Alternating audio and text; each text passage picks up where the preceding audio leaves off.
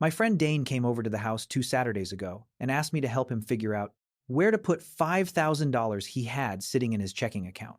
Dan is 47, works as a marketing director at a mid-sized agency in Charlotte, makes about $110,000 a year, and has been investing on and off for 2 decades. He said he was thinking about opening a brokerage account and buying some individual tech stocks because the market had been doing well. I told him to put his laptop down for a minute because there were 3 other things he should do with that $5,000 before any of it ever touched a brokerage account. And the difference between doing them in the right order and the wrong order was conservatively around $187,000 over the rest of his working life. Dane thought I was exaggerating. I wasn't. By the time we finished going through his accounts that afternoon, he had figured out that he had been investing in roughly the wrong order for 14 straight years. And the math of fixing it was going to add more to his retirement than any stock pick ever could. This is the part of personal finance almost nobody talks about because it isn't sexy. There are dozens of YouTube videos about which stocks to buy, which index funds to choose, whether crypto is going up or down. Almost no one talks about the question that actually matters more than any of those. Where specifically does each new dollar you have go first? Because the answer is not the same for every dollar. The first dollar of margin you have each month should go to a completely different place than the fifth dollar, which should go somewhere different than the 50th. And most people are doing this in approximately random order, which is costing them 6 figures over a working life. I'm Tom. This channel is about real personal finance, the kind that actually works for normal people instead of the kind that gets you to click on a thumbnail. No motivational fluff, no fantasy returns, no get rich quick, just what the math actually does over time. If that's what you want, hit subscribe. Today, I'm going to walk you through what I think is the actually correct order to invest your money, top to bottom, with the math on why each step beats the next one. This is going to be useful whether you're 25 and just starting out, 45 and trying to fix mistakes you didn't know you were making, or 60 and wondering if you're using the right accounts. The order is the same. The step you start at is different. Stick with me to the end, because the most important math is in the last few minutes. Let me show you why order matters this much before we go through the steps. Imagine 2 people, both earning the same income, both saving the same amount per year, both choosing the same investments. Person A puts every dollar into a regular taxable brokerage account. Person B puts the first chunk into their employer 401k up to the match, then maxes a Roth IRA, then comes back to fill the rest of the 401k. Both invest the same amount in the same funds for the same 30 years. Person A ends up with approximately $750,000. Person B ends up with approximately $1.05 million. Same money, same investments, same risk. The $300,000 difference is purely from the order. That math is what got Dan's attention when I showed it to him on the kitchen table that Saturday. Now let me walk you through the steps Dan and I worked through, in order, with the specific reason each one beats the one after it. Step 1 is what I call the survival floor, which is having $1,000 to $2,000 in cash sitting somewhere you can get to it within 24 hours. This is not your full emergency fund yet. It is the layer that keeps a single bad week from blowing up everything else you're about to build. Without it, here's what happens. Your transmission goes, the repair is $1,400. You don't have the cash, so you put it on a credit card at 22% interest, or you sell investments at whatever the market happens to be that week, or you raid a retirement account and pay penalties and taxes on the way out. All 3 options cost you significantly more than $1,400. The survival floor prevents all 3. Per Bankrate's most recent data, 56% of Americans cannot cover a $1,000 emergency from savings, which means more than half the country is one transmission failure away from financial damage that takes years to undo. Build this first. Sell something you don't need, pick up extra hours, cut something temporarily. Get to $1,000 to $2,000 in a high-yield savings account paying 4 to 5%. Then you move. Step 2, and this is the one Dan got most wrong, is capturing your full employer 401k match. If your employer matches 50% of your contributions up to 6% of your salary, you contribute exactly enough to get the full 50%, not less, not more, just the amount that triggers the full match. The reason this comes second, ahead of paying off debt, ahead of building your full emergency fund, ahead of every other investment move, is that the match is an instant 50 to 100% return on your money, guaranteed the moment the contribution lands. There is nothing else in personal finance that delivers this kind of return with this kind of certainty. A credit card at 22% interest is bad, but the match is 50% better than the credit card every single year, forever. Skip the match to pay down debt, and you're saving money on interest while leaving more money on the table than the interest costs. Here's what Dan had been doing wrong for 14 years. His employer matched 50% up to 6% of his salary. Dan, on $110,000, should have been contributing $6,600 a year to capture the full $3,300 match. Instead, he had been contributing 3%. He was getting half the match. The other half, $1,650 a year, was being left on the table every year for 14 years.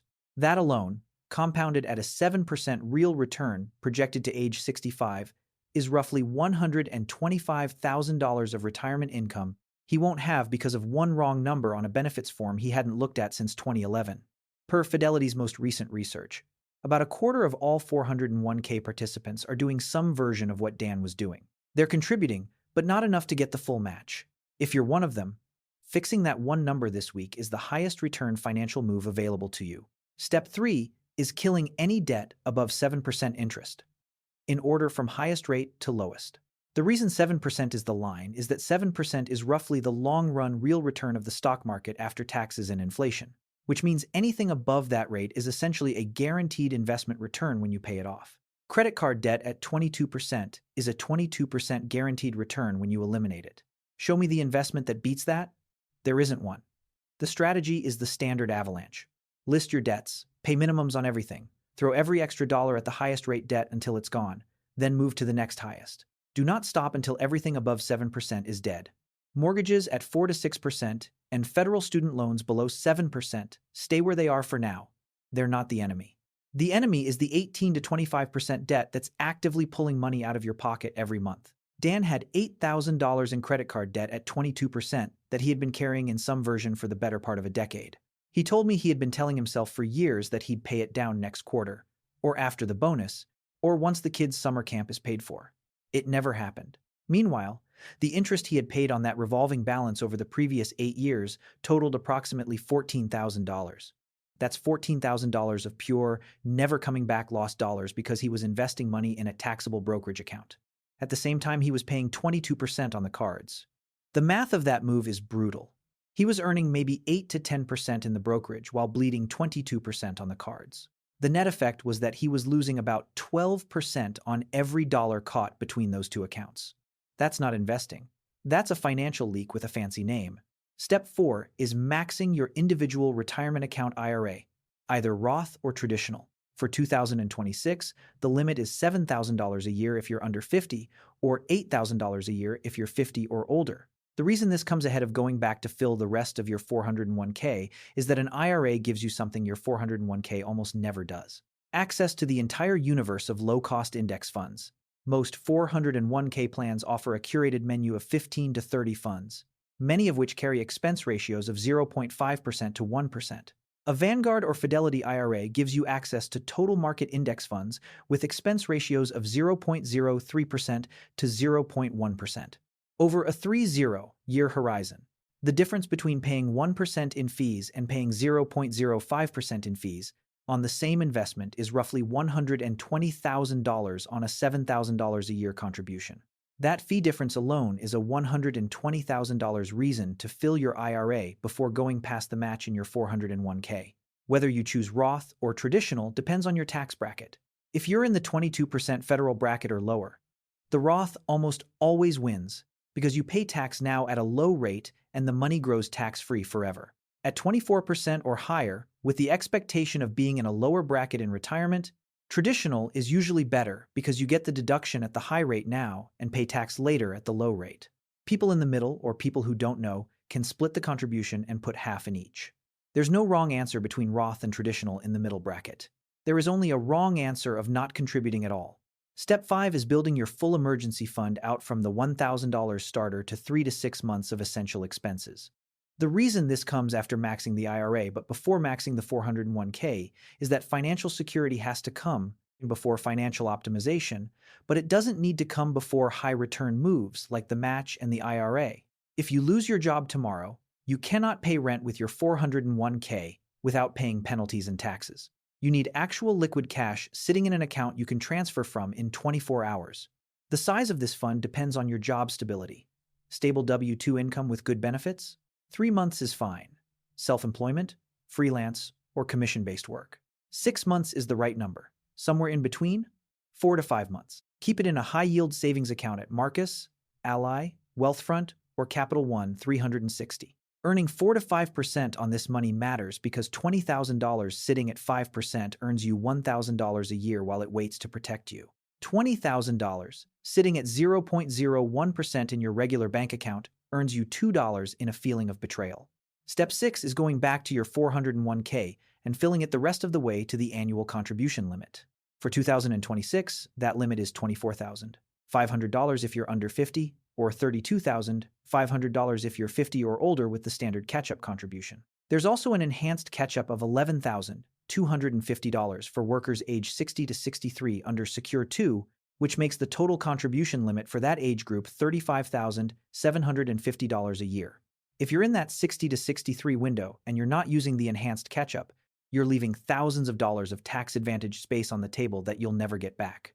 Most people don't know this exists. Now you do. The reason 401k above the match comes after the IRA is the fee issue I already mentioned. But the reason it comes before a regular taxable brokerage account is that the 401k still gives you tax deferral that a taxable account doesn't. Even with worse investment options, the tax shelter beats no shelter every time. This is the step where most people in their 40s and 50s suddenly have an opportunity they didn't have in their 20s, which is the catch-up contributions.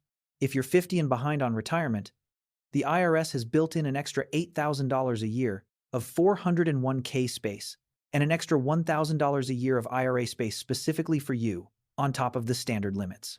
3 years of using the full catch-up adds $27,000 of additional invested money over and above what someone in their 30s is allowed to put in.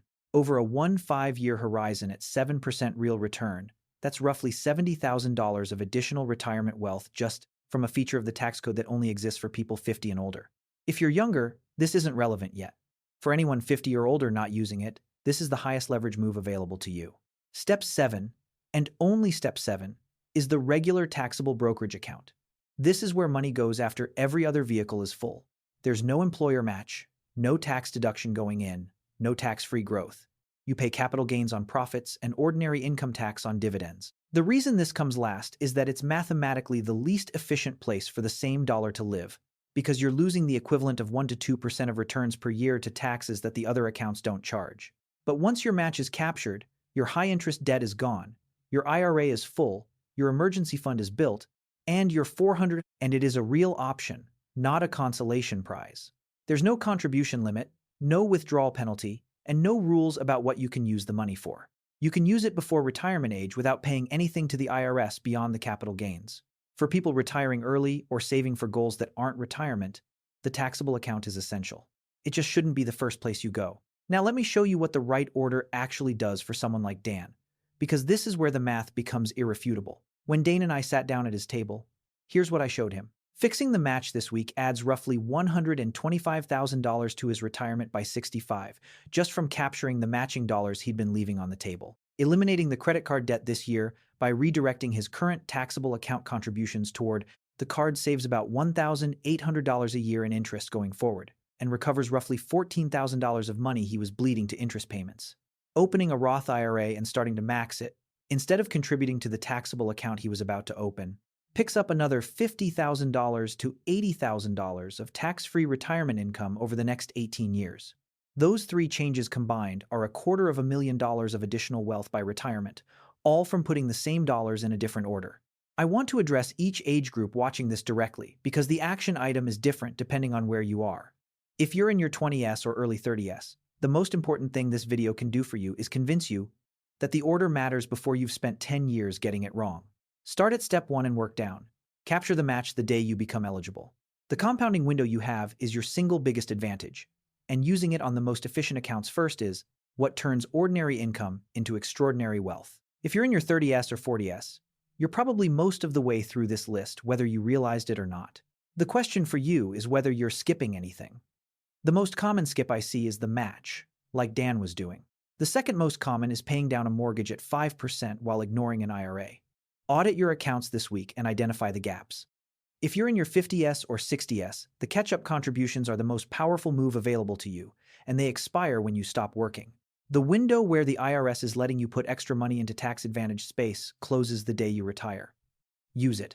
If you're between 60 and 63, the enhanced catch-up turns this into the single highest leverage 3-year window of people who use those years correctly add hundreds of thousands of dollars to their retirement that people who don't never see. The thing I want you to take away from this video is that getting rich is not really about picking better investments. It's about putting the same investments in the right order. The market gives everyone roughly the same return over a long enough horizon. The difference between people who retire wealthy and people who retire stressed is, more often than not, just the order in which they use the accounts available to them. Dane is going to be fine. He fixed his match the Monday after we talked. He's killing the credit card debt this year.